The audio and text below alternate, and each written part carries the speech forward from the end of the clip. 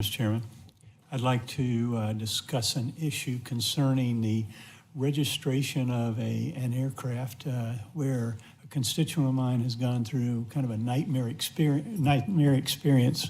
in trying to get his aircraft, which he purchased from the U.S. Marshals auction, and it was owned by a member of the drug cartel in Mexico. So he tried to get it registered here. The FAA told him it's still registered in Mexico. You're going to have to fix that. He tried to get that done. Matter of fact, you aided him in trying to do that, but the Mexican authorities just basically answered politely, your request is warmly received, but they've done nothing. And there is no dispute over ownership or anything like that.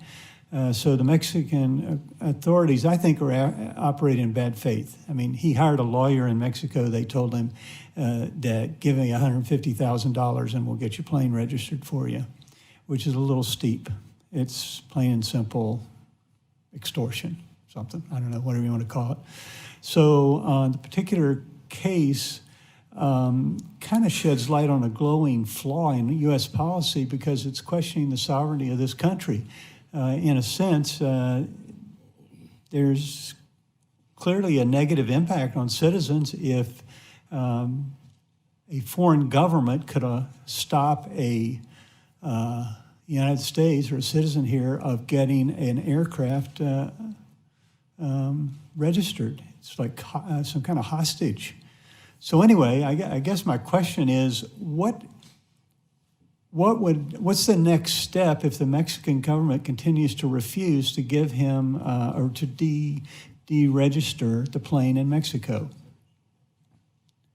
Sir, I've been apprised of this situation, and it's sort of a new area for me, and my understanding is that there are international agreements that don't permit us to register an aircraft that has a foreign registry, and in the past, this has been sort of a very quick thing done between State Departments and the ICAO agreement is met because our State Department calls their State Department and the government in question says, yes, we release the registration, go ahead. And for some reason, in this case, as you rightly described, government of Mexico is not doing what they normally do. So we are looking into it. We are talking to DOJ, we're talking to State Department, and the intent is to get this resolved, sir. So you're committed to going to the highest level and with the Mexican authorities to try to get this squared away? Yes, sir. We'll do everything we can under the current agreements and law and to get to the bottom of this so that your constituent can register the airplane. Okay. Thank you very much. Mr. Chairman, I have I'd like to ask unanimous consent for the insertion of a letter that goes to the issue that several have talked about, and that's the unmanned vehicle. So if I could do that, that would be great. Without objection. I also have sort of an issue there too, just you brought it up, so there's, others did.